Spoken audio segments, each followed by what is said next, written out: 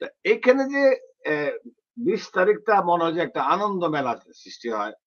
ডেমোক্রেটরা বা রিপাবলিকানরা যারা হেরে যায় তারা কষ্টে থাকলেও তাদের একটা বড় অংশ ইনোগ্রেশনেও যায়, যেরকম ট্রাম্প ইনোগ্রেশনে যান নাই। এটা ঠিক করেন নাই উনি, সারা জীবন এটা অর্জনের কথা শুনবেন এবং 100 বছর পরেও এটা বলবে যে ওই ইনোগ্রেশনের সময় উনি পিছন দিয়ে চলে গেছিলেন। দ্যাটস হি ডিড রং। আমি বলবো রং, উনি ইলেক্ট প্রেসিডেন্ট আমাদের, এখন সবার প্রেসিডেন্ট উনি। কিন্তু মানে ওত দেওয়ার পরে এখনো বলছি, ওত নেয় না এখনো। এখন মিশেল ওবামা গতকালকে বোধহয় আপনারা দেখেছেন সিএনএন হাফলা করে বলছে উনি ইনোগ্রেশনে যাবেন না, জাস্ট টু টেক রিভেঞ্জ প্রেসিডেন্টের ওয়াইফ। যাবেন না তা না, উনি যাচ্ছে যে আমি যাব না, তার মানে একটা ঠান্ডা মাথায় ওনাকে একটু বোঝানো যে আমরাও না যেয়ে থাকতে পারি। প্রেসিডেন্ট ওবামা যাবে। আর এই দেশে উল্লেখ্য দর্শকরা, এই দেশে কখনো সাবেক রাষ্ট্রপতি বলা হয় না, এটা সাংঘাতিক বিউটি। একটা রাষ্ট্রপতি যখন হয়ে যায় আমেরিকাতে, সেই রাষ্ট্রপতির সম্মান, সিক্রেট সার্ভিস, তার যে সিস্টেম, যেভাবে রাষ্ট্রপতি চলে, হ্যাঁ কিছুটা হ্রাস হয় অনেক, সাধারণ সিটিজেন হয়ে যান, কিন্তু তার সারা জীবন তার সেই দাপটের সাথে সেই পাহারা, সেই সিস্টেম মেনটেন করে তারা জীবনযাপন করেন। সুতরাং প্রেসিডেন্ট হয়ে গেলে আরেক প্রেসিডেন্ট গেল না গেল কিছু আসবে না, এটা কিন্তু ঠিক না। দেখেন 20 তারিখে দেখবেন সবাই যাবে, হ্যাঁ রিপাবলিকান অনেকে যাবে না, হয়তো বুশ জুনিয়রও যাবে না। এই যে জিমি কার্টারের অন্ত্যেষ্টিক্রিয়াতে আমরা বলবো যে মেমোরিয়াল সার্ভিসে যেটা হলো, যে দেখেন ওবামা ট্রাম্পের এই জন্মসূত্র নিয়ে ঝগড়াঝাটি কিন্তু সবাই জানা। ট্রাম্প ওবামাকে ছিঁড়ে ফেলে দিয়েছেন, ওবামাও ট্রাম্পের ছাড়ে নাই। কিন্তু বসেই কিন্তু ওনারা দুজনেই কাটাকাটি কথা বলতেছেন, দুই প্রেসিডেন্ট, দুজনে দুইবারের প্রেসিডেন্ট, একবার একবার ছিলেন আর একবার ইলেক্ট হলেন, আর উনি 2 টার্ম।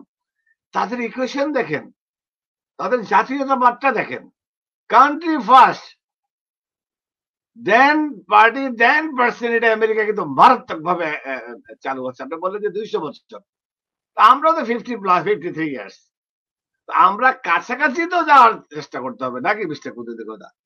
তো আপনি এই যে আমরা যেতে পারছি না, এই যে ট্রানজিশন একসাথে গত পরশুদিন পর্যন্ত 1,000 লোক চেঞ্জ হলো, প্রায় 30 থেকে 40 হাজার লোক চেঞ্জ হয় একটা গভর্নমেন্ট যদি পার্টি চেঞ্জ হয়। What a wonderful size and system they have, যে এক প্রতিটা লোক কিন্তু ব্যাগটা গুছিয়ে কিন্তু 1 মাস আগে রেডি, তার কাজটা শেষ দিন পর্যন্ত করে যায় রে ভাই, তারা পালিয়ে যায় না, তারা এক্সিকিউশন করে। কালকে তার বিদায়ী ভাষণে বললেন আমাদের প্রেসিডেন্ট বাইডেন যে আমরা যুদ্ধ বন্ধ করে দিয়েছি, বাকি টাস্কটা এই যে সরকার আসবে তাকেই করতে হবে। আবার ট্রাম্পও বললেন যে আমি ধাক্কা দিয়েছি বলে এটা বন্ধ হয়েছে। It's fine, they working together to ceasefire in Gaza, মানে ইসরায়েল যেটা হচ্ছে। আমার কথা হলো যে আমরা আমেরিকার রাজনীতি করি, সারা বিশ্বে আমেরিকা নিয়ে ভাবে, কেউ ভিসা পেলে বলে যে আমেরিকা তো আমাদের চেহারা কাছে, আসলে চেহারা এখানে খুব কম, এখন খেটে খেতে হয়। কিন্তু আলটিমেটলি আমেরিকার নির্বাচনে এবারের বিজয়টা একটু আগের থেকে ভিন্ন।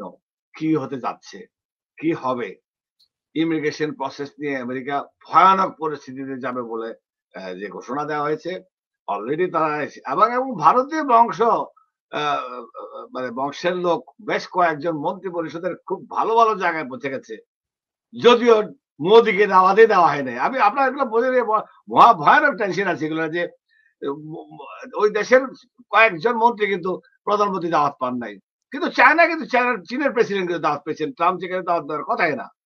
সো বুঝতে হবে যে জিও পলিটিক্স আপনার ওয়ার্ল্ড ওয়াইড কিভাবে চলে অ্যাকচুয়ালি। প্রেসিডেন্ট ইলেক্ট ট্রাম্পের আরেকটা গুণ আছে কি জানেন, সে কিন্তু ব্যবসায়ী। একসময় আমি ট্রাম্প শার্ট পরতাম, আগেও বলেছি, Bangladesh made in Bangladesh Trump shirt, Trump company কিন্তু বাংলাদেশের শার্ট সিলাতেন, গার্মেন্টস ছিল, বাংলাদেশের অবদান ছিল ওখানে।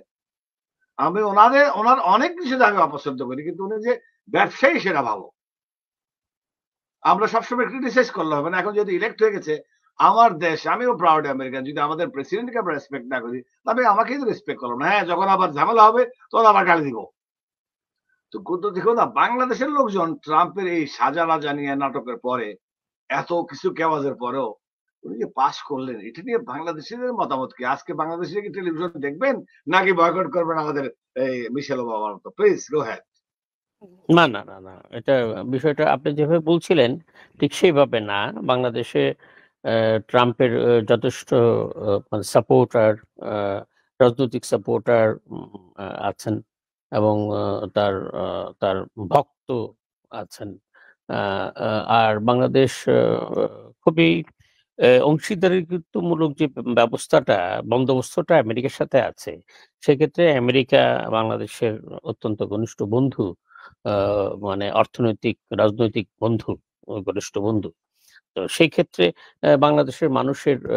বাংলাদেশের যারা মানে রাজনৈতিক সচেতন মানুষ, আহ, মানে রাজনৈতিক সংস্কৃতিতে খুবই প্রাজ্ঞ যারা আর কি, সাধারণ মানুষ এখন জানেন তো বাংলাদেশের রাজনৈতিক পরিস্থিতি একটু ডিফারেন্ট। কিন্তু মানুষ এই ট্রাম্প প্রশাসনের দায়িত্ব গ্রহণ কিংবা ট্রাম্পের শাসন শুরু হওয়াটাকে অত্যন্ত আনন্দ মধ্যেই নিচ্ছে। কারণ আপনাকে আগেই বলেছি যে আগে যে বিষয়গুলো মানে উদ্বেগের ছিল, যেটা আপনিও বলছিলেন যে অন্যান্য বিষয়, বেশ কয়েকটা বিষয় নিয়ে উদ্বেগের কারণ ছিল, কিন্তু এখন এগুলি উদ্বেগের কারণ দেখা যাচ্ছে না। কারণ কি, সরকার পরিচালনার ক্ষেত্রে অনেক কম্প্রোমাইজ করতে হয়, সেটা বাংলাদেশের প্রেক্ষিত হোক আর মার্কিন প্রশাসনের প্রেক্ষিত হোক। অনেক বিষয়ে কম্প্রোমাইজ করেই রাষ্ট্র পরিচালনা করতে হয়। আর যেহেতু আমেরিকা সারা বিশ্বকে নিয়ন্ত্রণ করে ইনফ্যাক্ট, তো তাদের পলিসিগত বিষয়গুলো টাইম টু টাইম চেঞ্জ হয়। মানে চেঞ্জ হবে কি, সমন্বয় করা আর কি। একটা দেশ ও রাষ্ট্রের সাথে তাদের স্বার্থ সংশ্লিষ্ট বিষয়গুলো, আর্থসামাজিক বিষয়গুলোর সাথে তারা সমন্বয় করেই তারা নীতি প্রণয়ন করে, ঠিক আছে? তো আমি যেটা আমার ধারণা আর কি, যে খুব একটা বাইডেন প্রশাসনের সাথে বর্তমান এই যে আগামী দুদিন পরে যে ট্রাম্প প্রশাসন আসবে সরকারে, খুব একটা ব্যাপক যে চেঞ্জ যেটা আমেরিকার, এটা হবে না। তবে এটা সত্য যে যুদ্ধের অবস্থা থেকে, আপনারা জানেন ইতিমধ্যে তো আহ, ওই ইসরায়েল আর ওটার যুদ্ধ বন্ধের ঘোষণা হয়েছে।